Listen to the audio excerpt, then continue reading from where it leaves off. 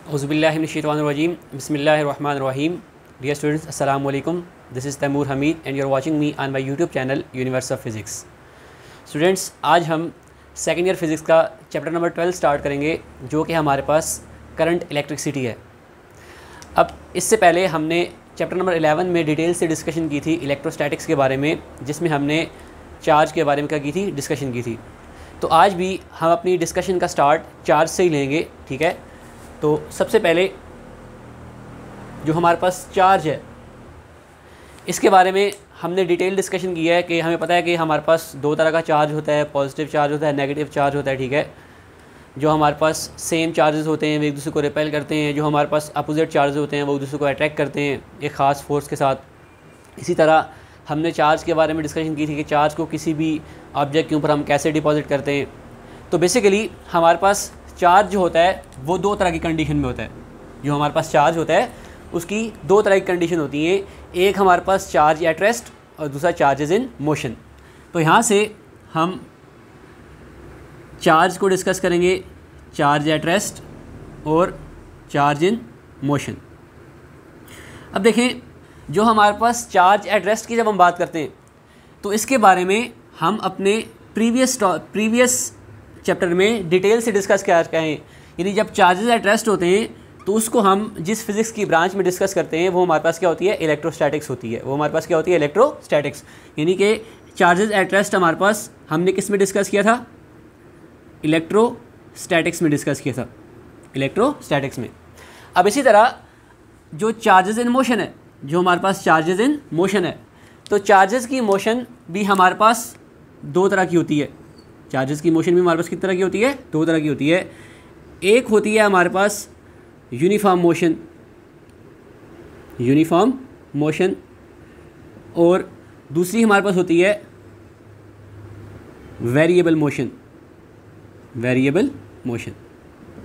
अब जो हमारे पास यूनिफॉर्म मोशन है चार्जेस की, ठीक है, या कांस्टेंट मोशन भी आप इसको कह सकते हैं। जो हमारे पास यूनिफॉर्म मोशन है इसको हम करंट इलेक्ट्रिसिटी में डिस्कस करेंगे। इसको हम किस में डिस्कस करेंगे, करंट इलेक्ट्रिसिटी में डिस्कस करेंगे। यानी कि ये हमारे पास करंट इलेक्ट्रिसिटी में हम इसको डिस्कस करेंगे, जो हमारा आज का चैप्टर का स्टार्ट है। और जो हमारे पास वेरिएबल मोशन है इसको हम नेक्स्ट चैप्टर में इलेक्ट्रोमैग्नेटिज्म में डिटेल से इंशाल्लाह क्या करेंगे, डिस्कस करेंगे। तो यहाँ से हमें पता चल जाता है कि करंट इलेक्ट्रिसिटी हमारे पास क्या है, फिज़िक्स की एक ऐसी ब्रांच है जिसमें हम चार्जेस की मोशन के बारे में डिस्कस करते हैं, और वो मोशन हमारे पास कौन सी होती है, यूनिफॉर्म मोशन होती है। तो इसी तरह यहाँ से हम करंट इलेक्ट्रिसिटी को सबसे पहले डिफाइन कर लेते हैं। The branch of physics in which we study about charges in motion. यानी कि हमारे पास करंट इलेक्ट्रिसिटी फिज़िक्स की एक ऐसी ब्रांच है जिसमें हम चार्जेस के बारे में डिस्कस करते हैं, और वो चार्जेस हमारे पास किस कंडीशन में होते हैं, मोशन में होते हैं। और वो मोशन हमारे पास कौन सी होती है, यूनिफॉर्म मोशन होती है। और वो मोशन हमारे पास कौन सी होती है, यूनिफॉर्म मोशन। अब हमारे पास चैप्टर है करंट इलेक्ट्रिसिटी। तो सबसे पहले हमें पता होना चाहिए कि हमारे पास करंट क्या होता है, हमारे पास करंट क्या होता है। तो हम करंट को सिंपली इस तरह डिफाइन करते हैं कि flow of charges is called current.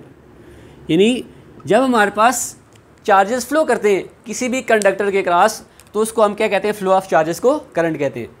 तो लेट्स सपोज मैं यहाँ पे एक कंडक्टर ले लेता हूँ, यहाँ पे मैं क्या लेता हूँ, कंडक्टर, वायर मैंने ले ली, लेट्स सपोज, ठीक है।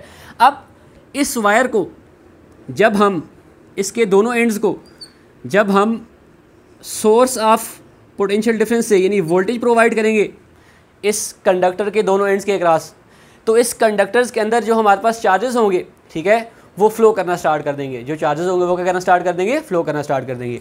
अगर यहाँ पे मैं एक एरिया ऑफ क्रॉस सेक्शन लूँ, ये मेरे पास क्या है, area of cross section, area of cross section, ठीक है।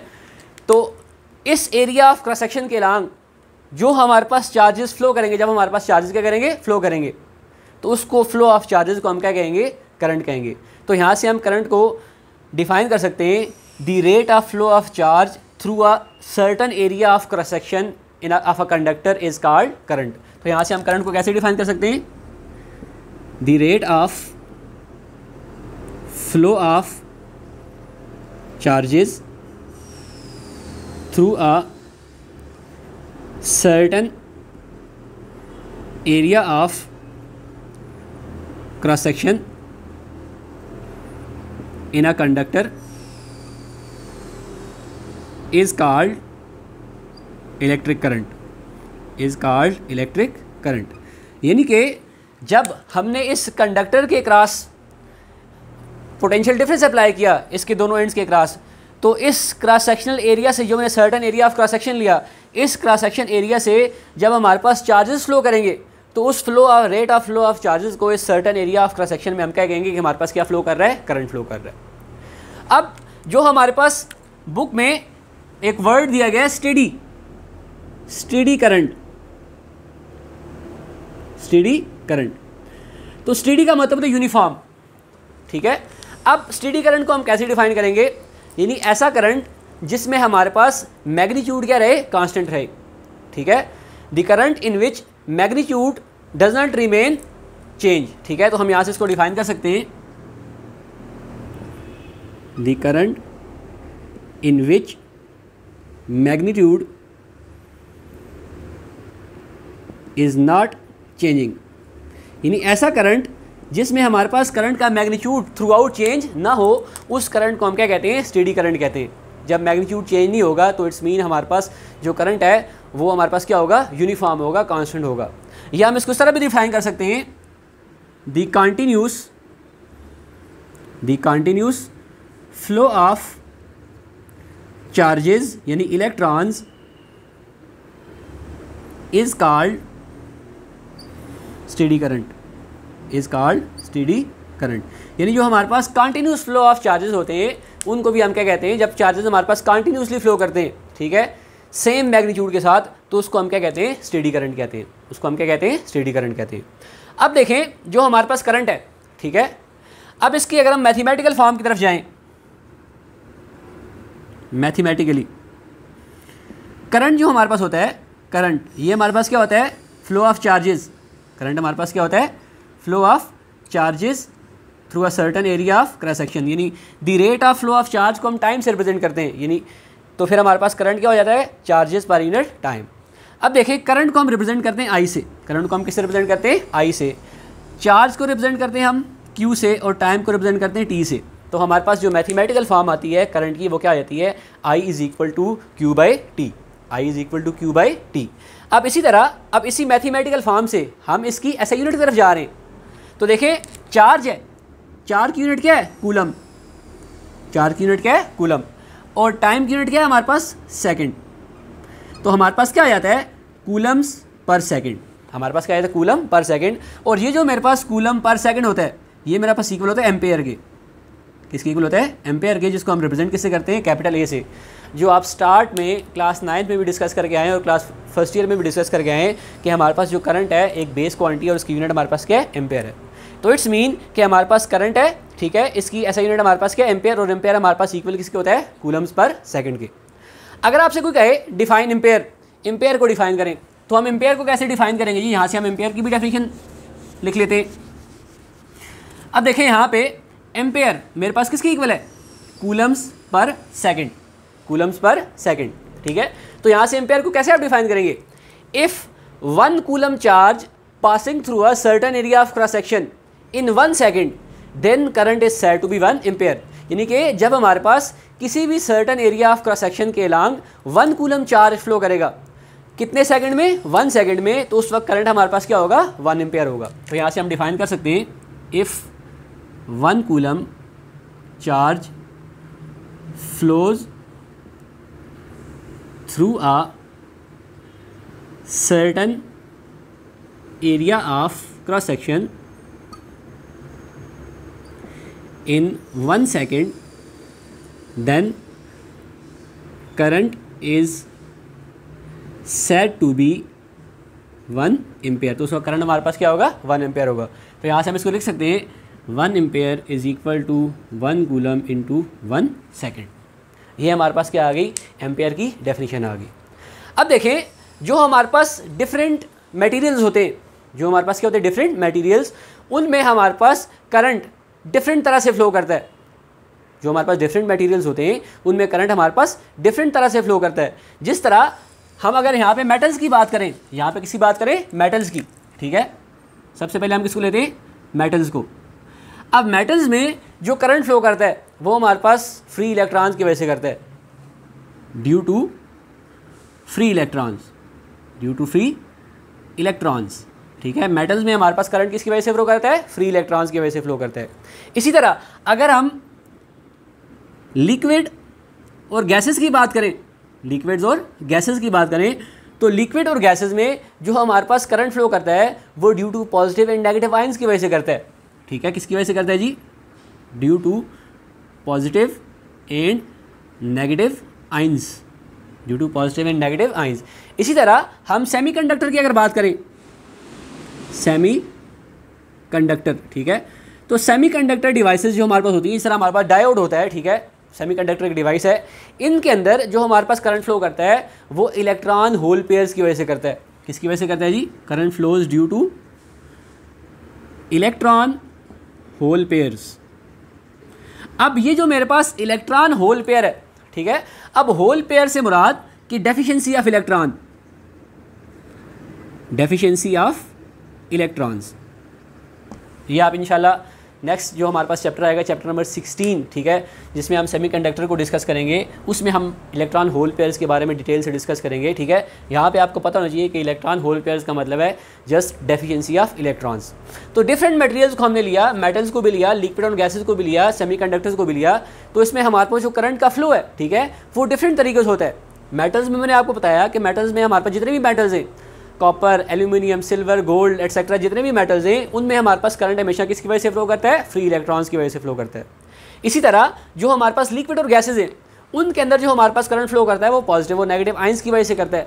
इसी तरह जो हमारे पास सेमीकंडक्टर डिवाइसेज हैं, ठीक है, सिलिकॉन, जर्मेनियम, ठीक है, हमारे पास सेमीकंडक्टर्स, ठीक है, इस तरह डायोड हमारे पास एक सेमीकंडक्टर डिवाइस है, ठीक है, तो इनके अंदर जो हमारे पास करंट फ्लो करता है वो इलेक्ट्रॉन होल पेयर्स की वजह से करता है, यानी डेफिशिएंसी ऑफ इलेक्ट्रॉन्स की वजह से करता है। तो अब हम डायरेक्शन ऑफ करंट की अगर बात करें, ठीक है, तो यहाँ पे हम हेडिंग देंगे next direction of current. Direction of current को अब यहाँ से हम डिटेल से एक्सप्लेन करेंगे।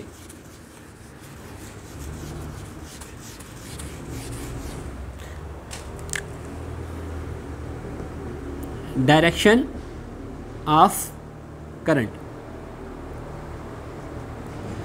अब देखें, डायरेक्शन ऑफ करंट को एक्सप्लेन करने के लिए मेरे पास दो तरह का करंट होता है। एक होता है इलेक्ट्रॉनिक करंट और एक होता है मेरे पास conventional current, electronic current and conventional current. अब दोनों के लिए सबसे पहले यहाँ पे एक मैं डायग्राम ड्रा कर लेता हूँ, ठीक है।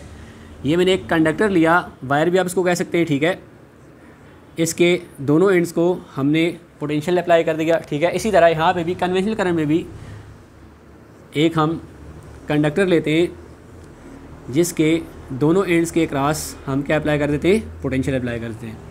अब देखें, ये जो मेरे पास कंडक्टर है, ठीक है, इसके अंदर मेरे पास एटम्स और मॉलिक्यूल्स पाए जाते हैं। इसके अंदर मेरे पास क्या पाए जाते हैं, एटम्स और मॉलिक्यूल्स पाए जाते हैं। और एटम्स और मॉलिक्यूल्स के अलावा साथ साथ यहाँ पे मेरे पास फ्री इलेक्ट्रॉन्स भी होते हैं। यहाँ पे मेरे पास क्या होते हैं, फ्री इलेक्ट्रॉन्स। ये डॉटेड फिगर से मैं फ्री इलेक्ट्रॉन्स को रिप्रेजेंट कर रहा हूँ, ठीक है। ये मेरे पास क्या है, इसके अंदर फ्री इलेक्ट्रॉन्स है। अब जैसे ही इस कंडक्टर को, ठीक है, यानी ये वायर है मेरे पास, ठीक है, कि कोई भी कंडक्टर है उसकी वायर है मेरे पास, ठीक है, जब इस कंडक्टर के अक्रॉस हम पोटेंशियल अप्लाई करेंगे, वोल्टेज अप्लाई करेंगे, ठीक है, तो जितने भी हमारे पास कंडक्टर है, ये कंडक्टर इसके अंदर जितने भी फ्री इलेक्ट्रॉन्स होंगे, क्योंकि जितने भी कंडक्टर्स होते हैं या जितने भी मेटल्स होते हैं उनके अंदर large number of free electrons होते हैं, तो जितने भी large number of free electrons होंगे, जैसे ही हम इसके क्रॉस पोटेंशियल अप्लाई करेंगे, तो पोटेंशियल के अप्लाई करने से जो मेरे पास इलेक्ट्रिक फील्ड होगी उसकी डायरेक्शन मेरे पास पॉजिटिव टू नेगेटिव होगी। ये मेरे पास किसकी डायरेक्शन होगी, इलेक्ट्रिक फील्ड की डायरेक्शन होगी। और जैसे ही हमने इसके क्रॉस पोटेंशियल अप्लाई किया तो हमारे पास जितने भी ये फ्री इलेक्ट्रॉन्स थे ये पॉजिटिव चार्ज की तरफ मूव करना स्टार्ट कर देंगे, ये पॉजिटिव चार्ज की तरफ क्या करना स्टार्ट कर देंगे, मूव करना स्टार्ट कर देंगे। इट्स मीन कि इनकी जो हमारे पास डायरेक्शन होगी वो इलेक्ट्रिक फील्ड के क्या होगी, अगेंस्ट होगी। तो बेसिकली जो हमारे पास इलेक्ट्रिक करंट होता है, जो हमारे पास क्या होता है, इलेक्ट्रिक करंट, ये हमारे पास ऐसा करंट होता है जो हमारे पास प्रोड्यूस होता है due to flow of electrons की वजह से। तो यहाँ हम कह सकते हैं current due to flow of electrons is called electric current, is called electric current. यानी कि ऐसा करंट जो हमारे पास इलेक्ट्रॉन्स की वजह से फ्लो होता है उसको हम क्या कहते हैं, इलेक्ट्रिक करंट कहते हैं। अब जो हमारे पास इलेक्ट्रिक करंट होता है, जो हमारे पास क्या होता है, इलेक्ट्रिक करंट, ये जो हमारे पास होता है ये हमारे पास हमेशा नेगेटिव टू पॉजिटिव टर्मिनल की तरफ होता है। यानी इसकी जो हमारे पास डायरेक्शन होती है ये हमेशा हमारे पास किधर होती है, नेगेटिव टू पॉजिटिव टर्मिनल होती है। ठीक है, इट्स मीन हम कह सकते हैं कि ये हमारे पास लो पोटेंशियल से low potential to high potential, यानी इलेक्ट्रिक करंट जो हमारे पास होता है ये हमारे पास नेगेटिव से पॉजिटिव टर्मिनल की तरफ फ्लो कर रहा होता है। ठीक है, इसकी जो हमारे पास फ्लो रेट जो होता है वो हमारे पास लो पोटेंशियल से हाई पोटेंशियल की तरफ होता है। ठीक है, और सबसे इंपॉर्टेंट चीज़ कि ये जो हमारे पास इलेक्ट्रिक करंट होता है ये इलेक्ट्रिक फील्ड की डायरेक्शन के अगेंस्ट होता है। हम ये भी कह सकते हैं against the direction of electric field, against the direction of electric field. और सिंपली हम ये भी कह सकते हैं कि जो हमारे पास फ्लो ऑफ इलेक्ट्रॉन की वजह से करंट होता है वो हमारे पास रियल करंट होता है, वो हमारे पास क्या होता है, रियल करंट होता है। अब इसी तरह अगर हम कन्वेंशनल करंट की बात करें, ठीक है, तो कन्वेंशनल करंट को डिस्कस करने से पहले एक बात आप समझ लें कि जब हमारे पास फ्री इलेक्ट्रॉन्स की डिस्कवरी नहीं हुई थी, जब हमारे पास फ्री इलेक्ट्रॉन्स की डिस्कवरी नहीं हुई थी तो उस वक्त जितने भी साइंटिस्ट थे उनका यही बिलीव था कि हमारे पास किसी भी मेटल के अंदर जो करंट फ्लो करता है वो किसकी वजह से करता है, ड्यू टू पॉजिटिव चार्जेस की वजह से करता है। किसकी वजह से करता है, ड्यू टू पॉजिटिव चार्जेस की वजह से करता है। तो इट्स मीन कि जो हमारे पास कन्वेंशनल करंट है ये हमारे पास क्या होता है, due to flow of positive charges, due to flow of positive charges, यानी ये पॉजिटिव चार्जेस की वजह से क्या करता है, फ्लो करता है। अब इधर भी हमारे पास इलेक्ट्रिक फील्ड की डायरेक्शन यही है। ठीक है, अब जो इलेक्ट्रिक करंट है ये हमारे पास नेगेटिव टू पॉजिटिव टर्मिनल तरफ जा रहा होता है, फ्लो कर रहा होता है, लेकिन जो हमारे पास कन्वेंशनल करंट है ये हमेशा हमारे पास पॉजिटिव टू नेगेटिव टर्मिनल की तरफ क्या कर रहा होता है, फ्लो कर रहा होता है। इसी तरह जो हमारे पास कन्वेंशनल करंट होता है ये हमारे पास हाई पोटेंशियल से किधर जा रहा होता है, high potential to low potential.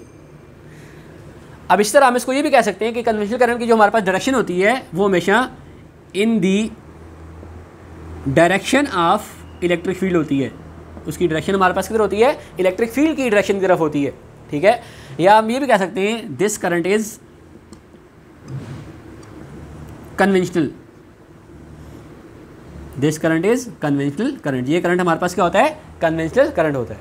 तो बेसिकली कन्वेंशन के तौर पे अभी भी हमारे पास जो भी सर्किट्स होते हैं जब उनको हम ड्रा करते हैं तो करंट की डायरेक्शन को हमेशा हम इस तरह ही लेते हैं, from positive to negative.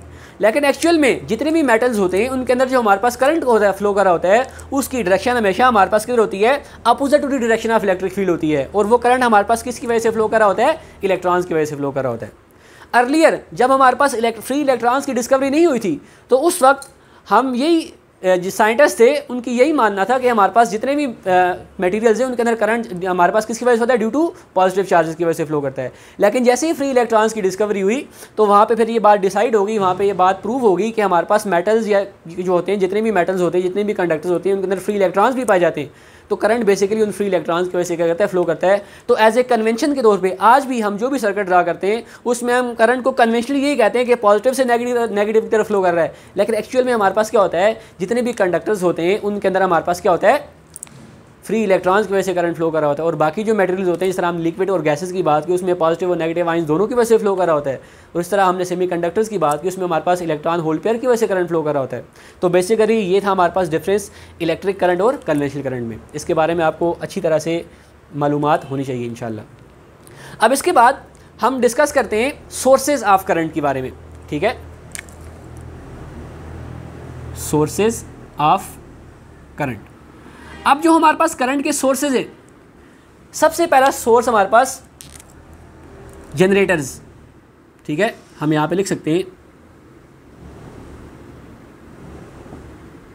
Generators, ठीक है, जो हमारे पास क्या करते हैं, जो हमारे पास मैकेनिकल एनर्जी को किस में कन्वर्ट करते हैं, इलेक्ट्रिकल एनर्जी में कन्वर्ट करते हैं, ठीक है।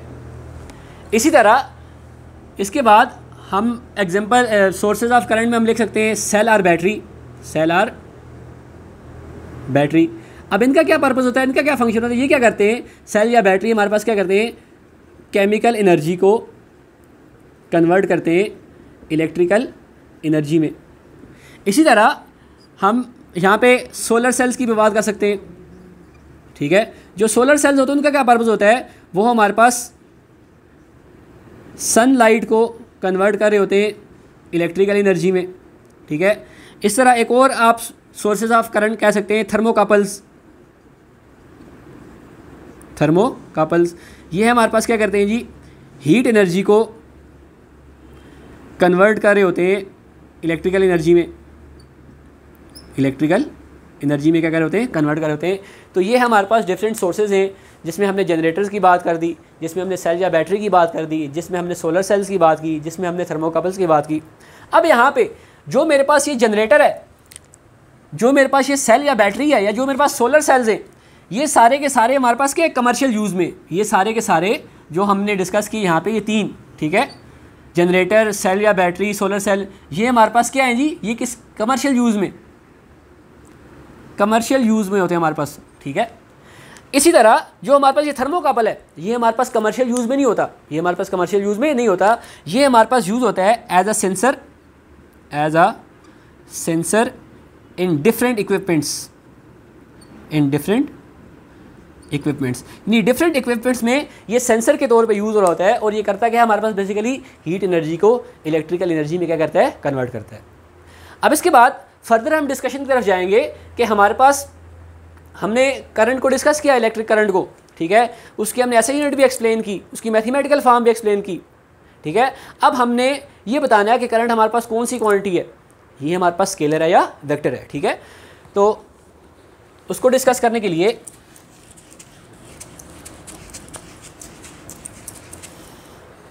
हम यहाँ पे हेडिंग देते हैं क्वांटिटी।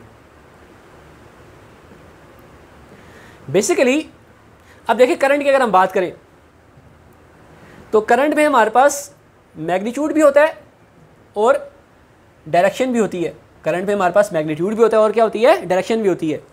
जिस चीज़ में मैग्नीट्यूड भी हो, डायरेक्शन भी हो, तो वो तो हमारे पास क्या होती है, वेक्टर क्वांटिटी होती है।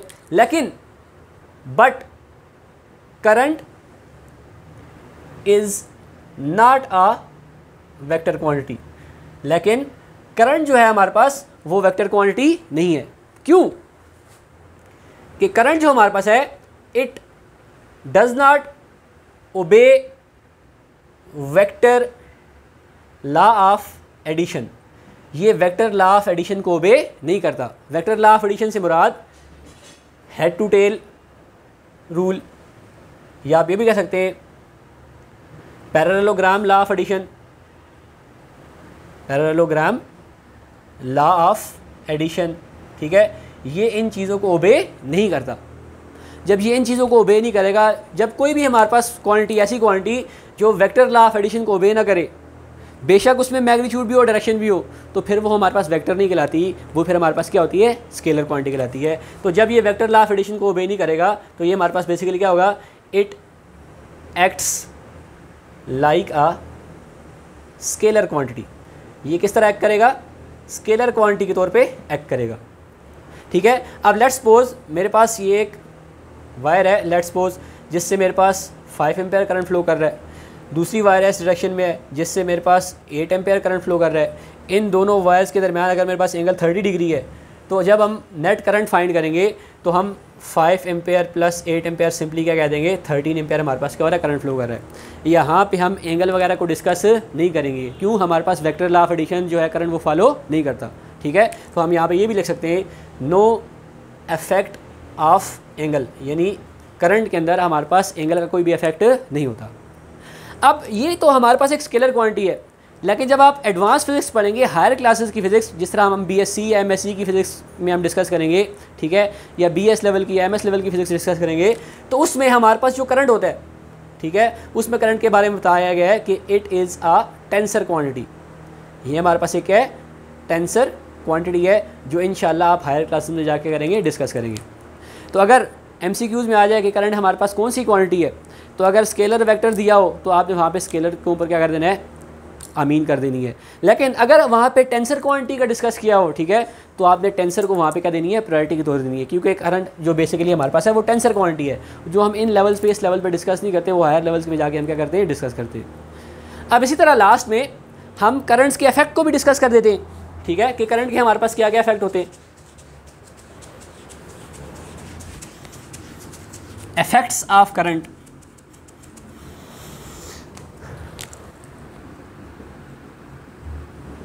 Effects of current. अब सबसे पहला हीटिंग इफेक्ट, हीटिंग इफेक्ट की हम बात कर लेते हैं, ठीक है। इसी तरह हीटिंग इफेक्ट के बाद मैग्नेटिक इफेक्ट, इसकी भी हम बात कर लेते हैं, ठीक है। अब देखें, इसी तरह हम लाइटनिंग इफेक्ट की भी बात कर सकते हैं, ठीक है। अब देखिए हीटिंग इफेक्ट की अगर हम बात करें सबसे पहले, तो हीटिंग इफेक्ट हमारे पास किस में होता है, हीटर्स में होता है, ठीक है, हीटर्स में। इस तरह अगर मैग्नेटिक इफेक्ट की हम बात करें, किस में होता है, जनरेटर्स में, ठीक है। इसी तरह अगर हम लाइटनिंग इफेक्ट की बात करें तो किस में होता है, फिलामेंट ऑफ बल्ब में, फिलामेंट ऑफ बल्ब में जब करंट फ्लो करता है तो हमारे पास क्या हो जाता है, उसका लाइटनिंग इफेक्ट भी प्रोड्यूस होता है। जब हीटर हम इलेक्ट्रिसिटी ऑन करते हैं, इलेक्ट्रिक हीटर, ठीक है, तो हीटिंग इफेक्ट की वजह से हमारे पास करंट की वजह से हीटिंग इफेक्ट भी प्रोड्यूस होता है। मैग्नेटिक इफेक्ट, ठीक है, मोटर्स, ठीक है, जनरेटर्स में हम इसको क्या करते हैं, यूज़, हमारे पास इफेक्ट यूज़ होता है, ठीक है, जनरेटर्स में, ठीक है। इस तरह हमारे पास जो केमिकल इफेक्ट है, केमिकल इफेक्ट, ठीक है, ये हमारे पास इलेक्ट्रो प्लेटिंग या इलेक्ट्रोलिसिस फिनोमेना में क्या होता है, इफेक्ट करता है, ठीक है। तो ये हमारे पास डिफरेंट इफेक्ट्स है करंट के, जो हमने यहाँ पे आपको कर दिए, डिटेल से डिस्कस करवा दिए। तो ये था हमारा आज का टॉपिक, जिसमें हमने करंट इलेक्ट्रिसिटी को एक्सप्लेन किया, इलेक्ट्रिक करंट को एक्सप्लेन किया, स्टेडी करंट के बारे में बताया, कन्वेंशनल करंट के बारे में बताया, इलेक्ट्रिक करंट के बारे में बताया, सोर्सेज ऑफ करंट के बारे में डिस्कस किया, ठीक है, करंट की डायरेक्शन के बारे में बताया, ठीक है, कि करंट हमारे पास कौन सी क्वांटिटी है, ठीक है, स्केलर क्वांटिटी है या टेंसर क्वांटिटी के बारे में आपको थोड़ा साइंस दिया, ठीक है। उसके बाद हमने इलेक्ट्रिक करंट के इफेक्ट्स ऑफ करंट को डिस्कस किया, ठीक है। तो इंशाल्लाह जो हमारे पास नेक्स्ट लेक्चर होगा करंट इलेक्ट्रिसिटी का, वो हमारे पास ड्रिफ्ट वेलोसिटी के हवाले से होगा। तब तक के लिए आपसे इजाज़त चाहेंगे। Thank you very much. अल्लाह हाफिज़।